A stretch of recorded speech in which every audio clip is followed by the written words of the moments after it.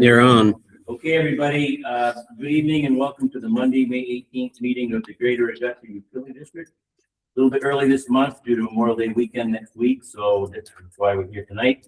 Welcome everybody, and let's start off tonight by introducing our board members. We start to my left. Bob Murray, Augusta Trustee, good evening. Cecil Munson, Augusta Trustee. Patrick Parity, Augusta Trustee. Keith Taylor, Howell Trustee.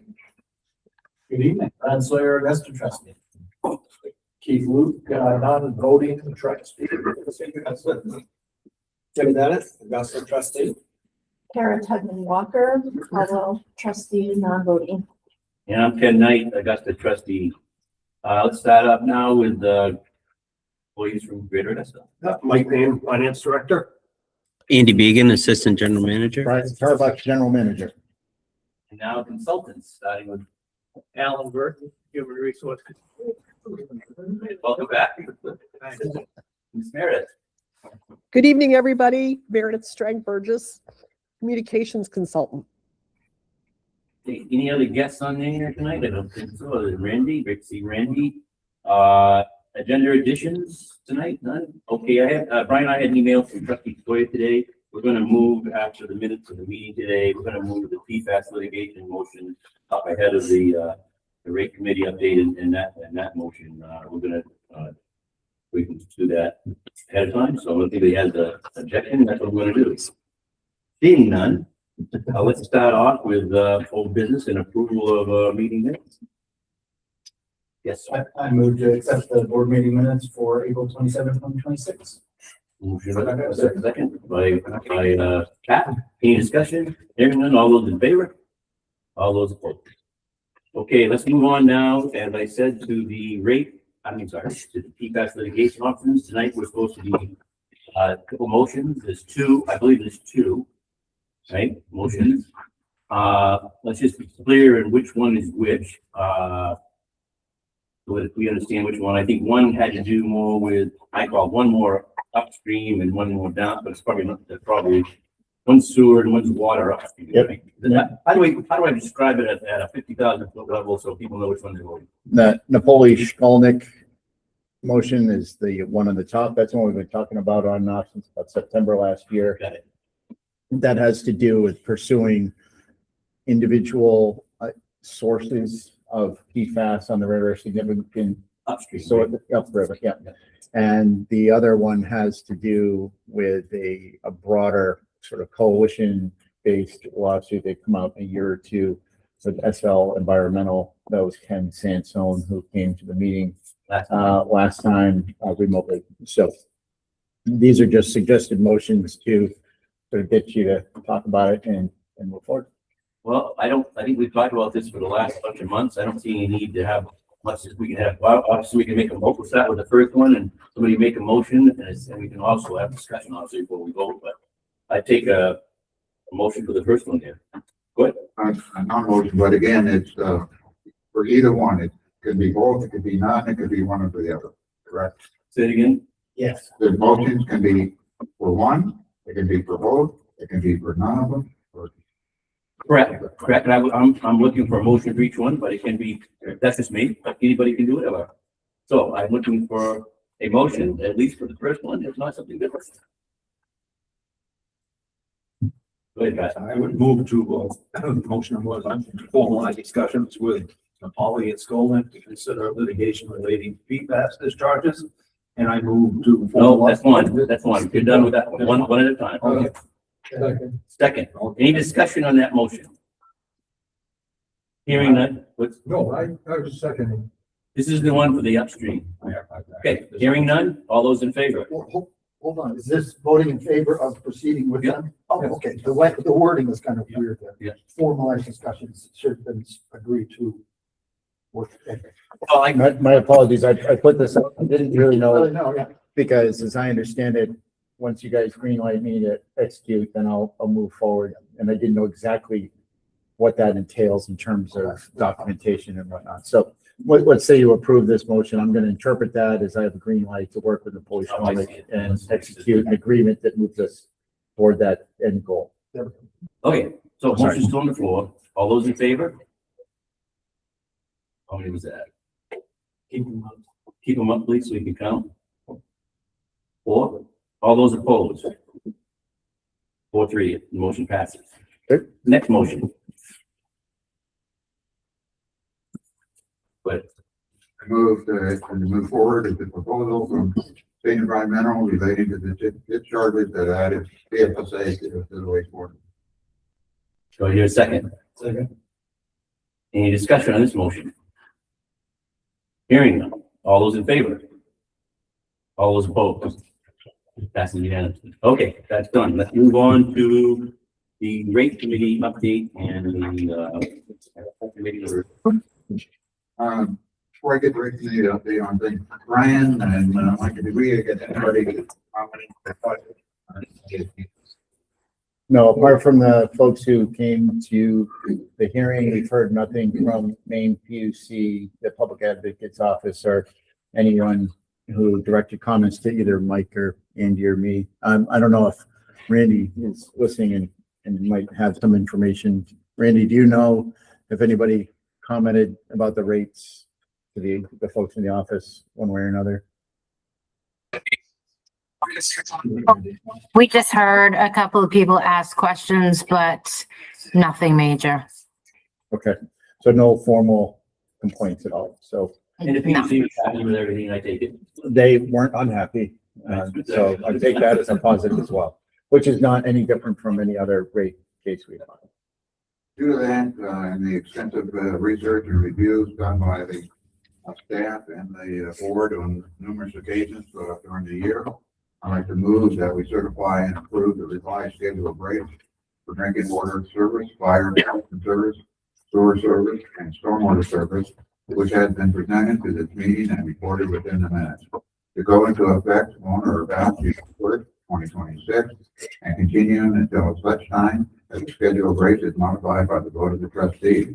I further move that the assistant treasurer, in addition to the treasurer, be authorized and directed to apply the schedule of rates along with all fees and charges otherwise authorized by the district or by state statute to all persons, entities, and property receiving services from the district, and to thereafter collect the sums due from the persons and entities, and to take all appropriate action related to the collection of said sums, including the preparation and filing of notices and liens and allowed by the district charter and state law. Is there a second? Second by Tim. Any discussion on this motion? All those in favor? It passes unanimously. Okay, moving on. I just had a related question. Yeah. How often are we making rate increases? Is it on a consistent time frame now, every 6 months, every quarter, or? Every year we started to do this, plan 5-10 years out. Certainly know every 5 years, certainly. We have a plan, some things come in and change that a little bit once in a while. But we got away from the tradition of doing it every 5 years because it was killing us in every. Oh, yeah. So we're doing it. So we're trying to do, it's been Brian's and my thing to do a stabilization of rates here forever. Mhm. I don't know if we're ever really gonna, we're trying to get there. We're trying to do just these small increases. Frankly, we could have done it 20% of this year and been really good asking for it, but because we got some stuff coming up, it's gonna be us up. But anyways, here we are tonight. I think it's the right thing to do. So Yeah, and I think it's also important to point out that the rate committee begins looking at this thing within like 2 months of tonight. They start looking at all the things that's going to happen for the next fiscal year. And it's the rate committee, and then that rate committee brings back the information to the whole board. Brian's on the process of having the revised look at exactly what we're doing and acting on those rate studies and everything else. So I think the public need to know that this is yearly. We go through monthly through this whole process. But it's really triggered by the rate committee. I think that we get together every year to look at that. Cecil, You could start right after zero sum, look at zero and see what that does. You know, that's where we start. And then we look at 3%, and that's usually a lot of discussion around 3. Mhm. But this year, a little different. Now, next year, who knows? Who knows? I think I think the rate committee, Brian, and working well this town this year and our ratepayers and taxpayers too, because eventually we do water fire protection, you respect all of it, because I think we did a pretty good job this year, because there was a lot of pressure on the public in general. I think the district is good. We'll all be pressuring for more because of the regulations coming down the pipe, so I think we tried to do a pretty good job with it. Go ahead, Bob. One last thing, the rec committee is looking for another member to come on to the rec committee for next year's budget. I will not be here. I'm stepping down, so. Don't say it like it's a bad thing. I mean, we're good people, like, So that's out for the floor. Nobody has to step up tonight, but I'm gonna keep at, Bob and I'm gonna keep asking. Obviously the mayor will appoint somebody to replace Bob at some point.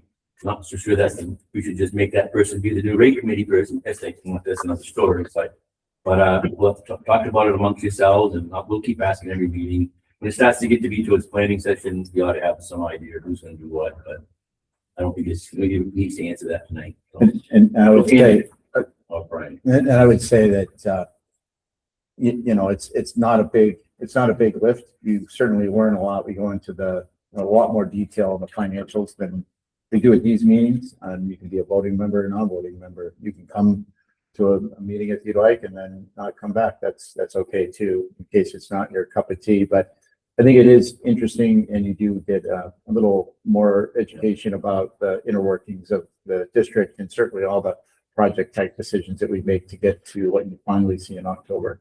So I encourage anybody who's even slightly interested to jump in, and we'll be nice to you. That would be great. It'd be really to see what the district does. I tried to stay away from being on that committee because Brian and I might talk a lot anyways as the wood chair. And I think it's great that somebody else is involved to see it from a different set of eyes, and me going to that and coming here talking about it. So I appreciate that there's been other members on it. I mean, if I have to help, I certainly will, but I appreciate it with other people. I think it gives a better look at things.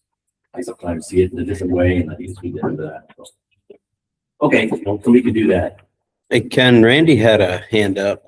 I didn't see that. I'm sorry, Randy. That's okay. Getting back to the rate increases, I can't remember, Brian, what is the limit that we don't have to go through the PUC? 1.5%, I think. Oh, okay. Yep. It's a small enough number that it doesn't really get us near where we need to be for capital. So we look at that every year as well. Just what Randy's referring to is when we go through that, it's a separate rate process. It's a little bit simpler than the process that we follow typically for drinking water. It's a good question. Thanks for bringing that up.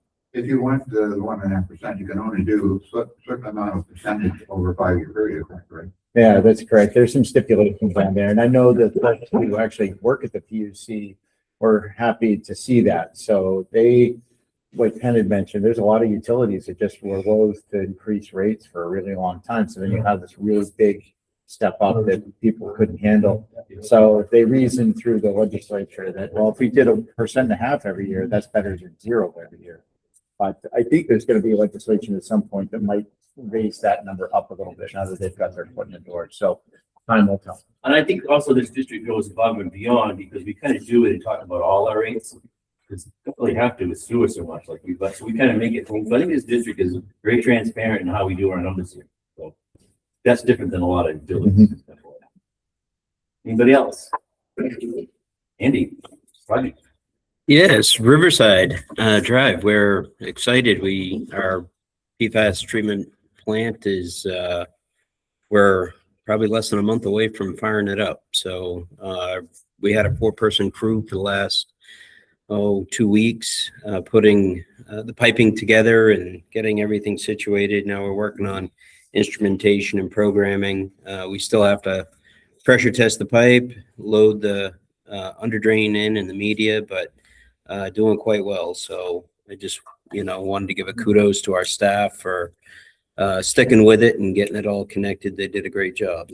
So we self-performed the piping. So That's one thing. I don't know if it really applies to this, but last meeting you presented a picture that showed what some of the guys did at the plant, the crew at the plant. Well, that got a big LinkedIn post, and I just wanted to say I was able to comment. I know where that place is, and so oh, nice. It was really great to see that there's our mix of our people and some outside, maybe consultant or whatever, but Mhm. appreciative to see that. I want to make sure we do that. We actually I got a complaint from a supplier that like, you guys do all your own work anyway. So it was kind of nice to hear, people recognize that we do self-perform some of I our was pretty work. proud of that, so. Yeah. Sorry to interrupt you. Nope, no I problem. have one question. Sure. The filtering system, when you collect the PFASs, how's that handled? Where's it going? There's tiny little beads inside here and it just absorbs to the media. And so then the media goes to landfill when we change it out and new media gets put in. Is that a special landfill? Nope, no, it's secure landfill. So it will have, membrane liner like most landfills do. They have a collection system. And so if that landfill happens to discharge their leachate to a wastewater plant per se, if you're looking for the full circle, that will be considered as well. Right now we have the ability with our plant to regulate pretreatment. So we could tell Hatch Hill, hey, as an example, you're over the limit. If we're regulated, we would regulate our customers to that limit. So they would have to pre-treat as well. Is that where the So- sludge goes now, or where is? No, our sludge goes to Norwich Walk. They have a dryer system up there that pre-dries the sludge, and they're actually making energy out of that facility. With the To go someplace else.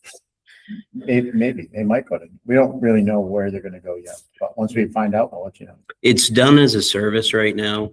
So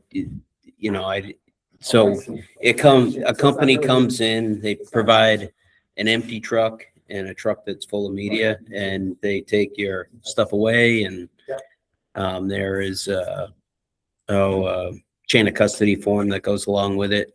So we know cradle to grave where this stuff goes. And so, but yes, that's the acceptable practice right now. We're looking into a regenerative media. We're going to actually be piloting that in one of our units when we go into full scale treatment. So we'll be able to test two different medias at the same time and decide whether or not we want to regenerate our media. Right now, it's kind of late breaking news for us because we don't know how that's going to be done yet. We don't have enough confidence that it's going to be an NSF approved for drinking water process, but we're doing the science. We're trying to understand it. And if it's certified down the road, then it's an option that we can consider.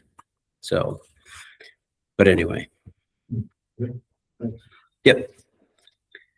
North Augusta, this has gone quite well for us. We pump tested, I think we pulled 2.5 million gallons of water out of the ground over 5 days at this site. And so we felt like we stressed it enough to get a good representative sample of water quality. The water quality came back great. No PFAS. All the metals were within parameters. We didn't have any hits on anything. As it sits, you can drink it. And it was great. It was a good source. It's slightly lower in hardness than our current wells. I think it's at 90 milligrams per liter, whereas our other wells they hover around 115 to 130 right now milligrams per liter of calcium carbonate. So anyway, we're excited. The next step here, we'll do a little bit of environmental testing around the garage because we know it was used for automotive work. We just want to get some samples of the groundwater around that. And we're also going to do another stress test on the aquifer. We're going to do another 5-day test at a higher flow rate and pull another round of water quality samples. We're investing a lot of money in the site. We want to be sure. So, and we have more to talk about that a little bit later. Brooks and St. Catherine, This is going well. It's moving forward. We have, the sewer main is in the lower portion of Brook Street. We'll be tying in services over the next week or two. They're gonna gear up and start working on storm drain and the water work. So we're probably gonna wrap up with the utility work sometime middle of June or a little later. So that's going well. And this was a joint city road rebuild project that we're doing. Nothing to report on the trunk line upgrades at the moment. Davenport's going as well as can be expected for the amount of ledge we're removing. We're basically going through a rock, putting in a new water main right now. So we knew it would be slow.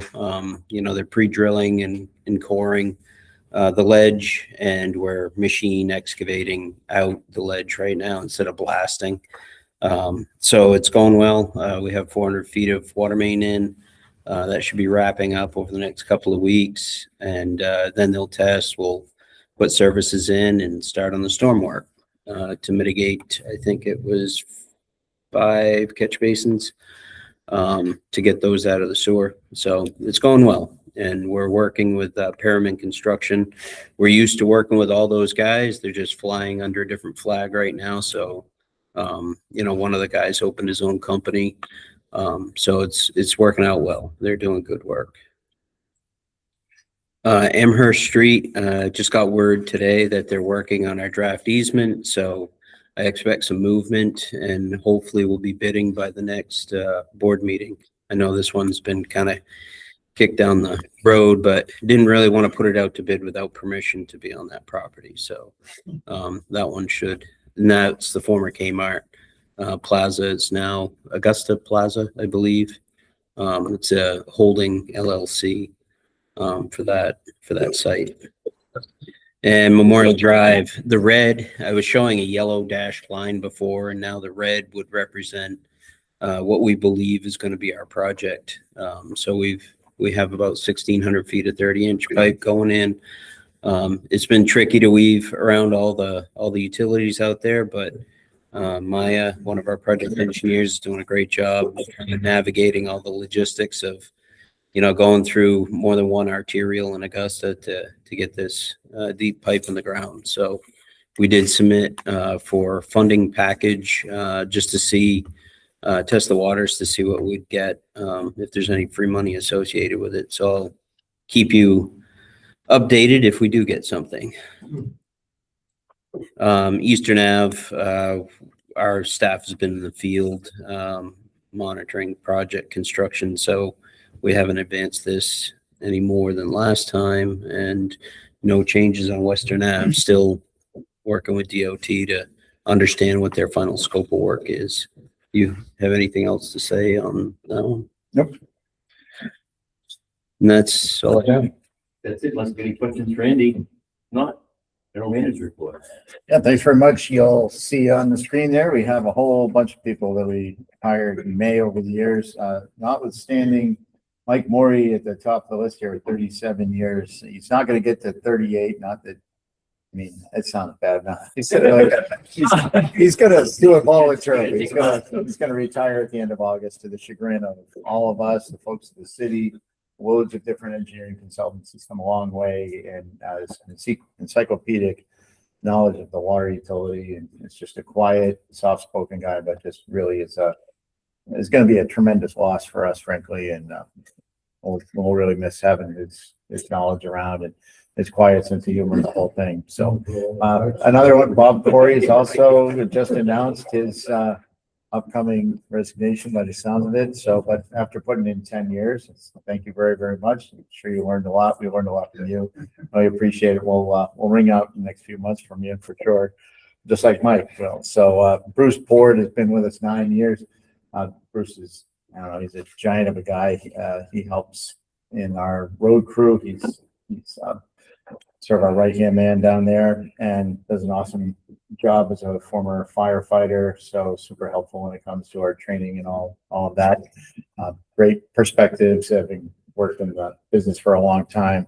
Julie Weston is one of the young ladies you'll get on the phone She's one of the three people in our billing office between Randy, Rebecca, and Julie. She's pathologically kind. We really like Julie an awful lot. And she too has made some noise about maybe retiring sometime soon, which will be a real, that'll be difficult to replace just her steady kindness that we enjoy all the time. Nobody calls him James. It's really Wes Pittman. He works down at the wastewater treatment plant. He's one of our military veterans. He was in the Air Force, worked on those 8 tank buster airplanes back in the day, and now he works in our laboratory at the wastewater plant. So he's gone from up high to just kind of down low. But it's really gravity. It's really done a great job with that. Not everybody is cut out for lab work. It's tedious and you have to be quite precise, but he's doing a fantastic job with that. And Josh Wright works downstairs in our road crew. He's been with us for about a year, and he's been stalwart, shows up every day. He was a repo guy before, so he's got some great stories, repossessed vehicles and things. So I keep saying he's going to be our customer service manager if he's not careful. Again, you'd never know it to talk to him. Just super nice guy, always smiling, just a great addition. So just congratulations to those folks having anniversaries, and hopefully I don't get an email tomorrow morning what you forgot me, and I've been, it's happened too often lately. Right?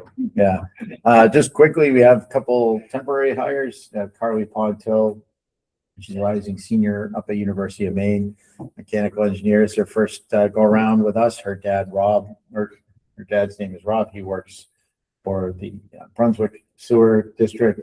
And he's a bona fide character for sure. Yes, very much a character. Yeah, I think if you've met Rob, you know, but she's been delightful. She's worked here a whole week and came back today, so that's a good sign.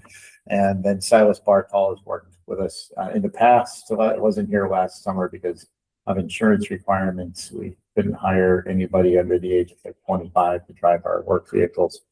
Since then, we've changed insurance carriers and they're less fussy, hopefully. So they should be out and picking up catch basins pretty soon and doing all that inspection. He's gone through 2 years at Clarkson, and he himself is quite a character. So we're thrilled to have him back. He just started back up today and adds an awful lot of energy to everyone around for sure. We talked, I think, last go around about considering some legislation, or we have in the past anyway. We recall that we have some customer owned, I want to say it's 10 customer owned lead service lines.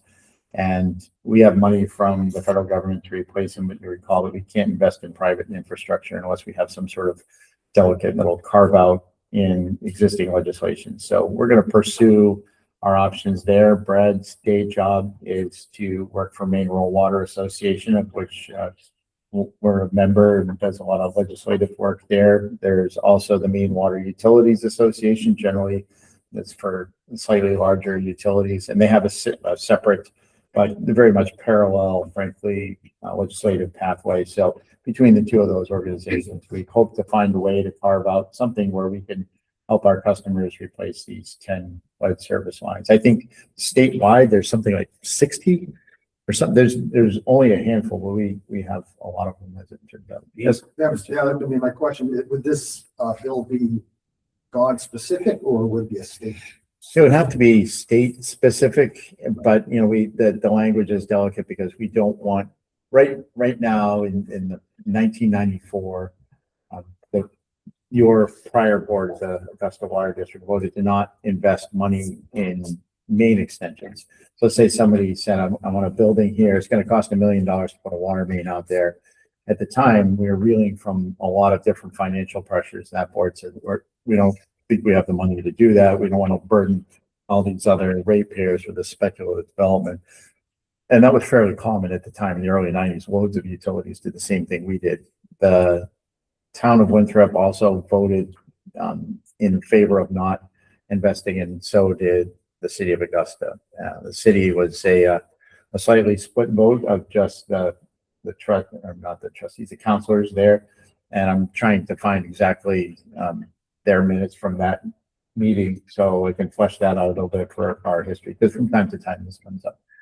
No, the long and the short of it is that because of this, while we can invest in private infrastructure, we're interpreting that to mean we can't even do this little lead service thing that everybody wants us to do.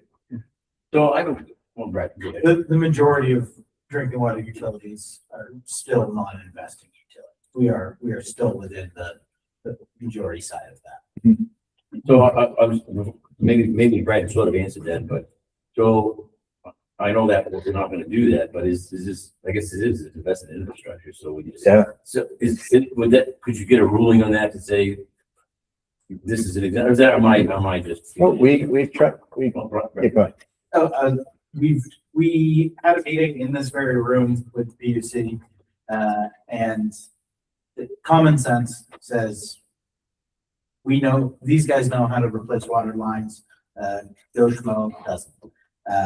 Unfortunately, the PUC didn't see it as so cut and dry.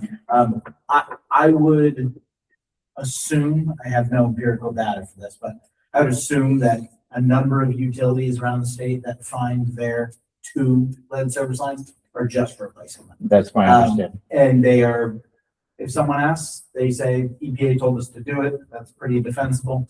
I would argue this utility is obsessed with following the rules, which is a benefit, but it has brought us to this point. Many others would have ripped those lines. So Brian's pointed out that I think Representative Briggio, former city manager Briggio, is the perfect person to carry this. He sees it from the municipality side. He understands EPA mandates. He sits on the Environment and Natural Resources Committee. So there's never guarantee the slam dunk, but I don't see too many detractors from this. I think the risk is a conversation of opening all of this back. Okay, that is really, I appreciate the work done like that, and I know you, about the years, and I certainly would stand to probably do what Brad said there, but I appreciate what you guys do. So that answered my question. It's hard when you're in Augusta sometimes. I get it. But that's that, and that's all I have unless you have any questions for me for the good of the order. If not, I'll hand it off to Mr. Payne. Yeah, let's move on to new business here, and it's review of financial statements. So And- my one slide is to say that I'll be presenting April in May at the board meeting. The one presentation ever. That's all right.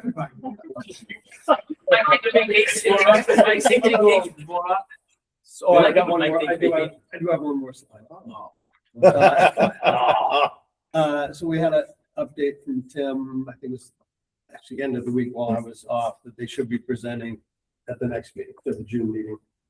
I'll believe that when I see some. Sorry. Next, review of liens. Oh, sorry about Good that. news is we're right into There's a pipe again. communications updates with Meredith. Hi, guys. Hi, Hi, everybody. Wow. You guys are, it's like it's 6:33. You guys are on fire. No. We have an executive session, very important executive. session. Okay. All right.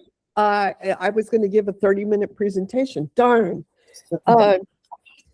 We're working on all kinds of things, keeping the inserts going. CCR is done. Brian and Andy are rocking through everything. And I'm thinking we might do a fun little thing when we turn on or after we make sure that the new PFAS system works well, get some tours in there, get the media in there, talk about what's been going on. And that pesky little newsletter is cooking away here. And we've got so much to talk about. You guys, it's we have so much to talk about. And if Okay, you we'll guys go ahead and do that. know anything, please sing out. Yeah. Cecil. Thank you for putting the link on the front page that gets us to the board meeting. People can more easily get themselves to us from the front. It's very helpful. The little blocks, we change those quite frequently. Thank you. Thanks, Meredith. Anything else from Meredith? Any more? We're gonna call it. We're done. Okay, thank you. Mr. Allen. I'm gonna stand up, but I like to see everyone. I'm just looking at this to see. Yeah. Asking in Florida. In the Florida, that's right. So May 1st, we're in compliance with the main paid family leave program. All right, it started, which meant that we had to change our personnel policy manual, but what we've done is we've updated it in a format that we will use, but we haven't confirmed it for you guys to vote on it yet, because the law is a little bit, we're gonna have to work it for 3 months to see if we got everything covered. I have a question on that law, Ben. So how does it help our employees? Does it mean they still gotta take all the paid time off and then they get to use that, or is this kind of, so they don't have to do all that, it's truly for family? How does that work? Okay, I'm gonna go through it, and if I haven't answered that question, I will answer it, okay? So, under the law beforehand, we were required to give 10 weeks of unpaid leave and job restoration. Under the new law, we give up to 12 weeks of paid family medical leave, family and medical leave, job restoration, and continuation of benefits. Okay, so that's the changes. We have decided that we were going to have a third-party administrator and a insurer do the program, right? And that is the Metro Life Insurance Company. The program covers full-time people, part-time people, seasonal people, temporary people, but does not include independent contractors. Those people that might set the bill, and we pay them. Funding of the program is no more than 1% of wages. Through the life insurance company that we have the program with, it's 0.86% of wages. 0.43% we pay, 0.43% the employee pays of wages. There are reasons for the paid family and medical leave for medical, but there's a 7-day waiting period on the medical. All right, so that's where some of the filling might work, but I'll explain it a little better. And that's for their own medical, pregnancy, organ donation, things like that. The family leave covers child bonding and the care for other family members that might have medical conditions. Safe leave is for either the employee or the employee's family member who might be a victim of violence, sexual assault, stalking, protective orders, etc. There's a number of things that come under that.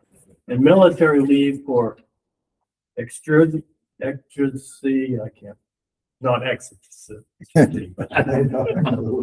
caregiving or the death of someone that served, but it's for leave for the family member. People have to apply for it. They're encouraged to apply 30 days in advance for it. There is an pre-approval process in it. But they can also apply up to 60 days after they take the leave. So you can see there's a 90-day window that they can apply for the leave. There are other leave policies that we have that are impacted, like earned paid leave, sick leave, military leave, and leave for victims of domestic or sexual violence. On the sick leave, which is what you asked about, is we give leave for earned paid leave, which is really vacation, but we call it earned paid leave. And we give sick pay, which you can accumulate, I think, up to 60 days of sick pay. You can use that sick pay for the first 7 days, or voluntarily. So our sick pay policy is really trying to get the less than 7 days. You're out for a short period of time. This policy is trying to get those who have a injury, non-workplace injury, or sickness that which is going beyond the 7-day period of time. And it's a voluntary thing whether they use the sick time to cover that difference. Also, the wages that will be paid under the program is the average weekly wage over 6 earning periods, 6 earning quarters of any main employer. So it's going to be less than what they would get paid here. So they could use that sick pay to cover the difference. Or they could use the earned paid leave to cover the difference if they wanted. But they couldn't get any more than what they would normally get paid. Did that answer your question? Well, I was thinking about not so much the sickness of the employee, but an employee family member that was sick, they needed to take care of. Yeah, this is more flexible. And even reduce some intermittent type things too, right? Correct. Through that company, right? And I think it's we- very good that the employees have that option. That's what I'm saying. I mean, Mhm. having to use something like this, I think it's great that we're doing it. So we, there are some things, because you have to make sure that the benefits are maintained. There's things that we're still trying to work out to understand how it might work, like retirement benefit. How are we gonna do that? Because the law specifically says that while they're out, they will be getting those types of benefits. So no one has figured out how to do that yet, and neither have we figured out how to do that yet, but we will figure out how to do it, because we're gonna comply with the law. We have reviewed our collective bargaining agreement that we have with the Teamsters, and management did a great job of making sure, because we knew this law was coming, making sure that we had that covered in the agreement, so we do not have to reopen that agreement. That's good, right? And if you would like to see, I'm just gonna pass these out, you can read it at your leisure, I'm not going over it, but these are the detail, summary of the detail of what we changed in the personnel policy manual. So you can see the detail of each one of those ones. At some point in time, we'll come back to you to have you approve that, but we don't expect to do that until it's fall in September, probably September. Okay. But have made the changes. We're working administratively, we're working on through the changes that we're showing you, but it's all in compliance with the law that's on the books. Okay. So, do you have any questions on that? Super easy. It was I don't have any questions, but I'll point out that there's a third party processor this is the same route that the city is. I don't know if it's the same company, but it's the same theory that Yeah. We could have gone- Same thing, yeah. We could have gone to the public one, the state of Maine, or we could have gone to a third party. I think we've made the right decision to go to a third party. And we're all looking at short-term disability to go under the same place, because they can coordinate those things a lot better rather than being 2 separate places. So, but we still have a few details. Open positions, any other questions? You know, open positions, 3 of them. 1 of them is not advertised, that's utility worker. 2 are advertised, 1 is a DCTV. I think we got someone on the line for that, but we'll update you next meeting. And then we have an engineering tech for the engineering department, and basically what they do is they do construction management. They do from design to the specs, to the bidding, to submittals, to purchasing, to the oversight of the construction, to the payout, making sure that the contractor gets paid for the services that they rendered, and then the closeout of the job. So they're really on the construction management side. So I think I've convinced Andy that we're gonna do that posting and call it a project engineer because it's really a construction manager type thing. He's already agreed to it anyway. So I just give him a month. So it's just 3 positions that are open.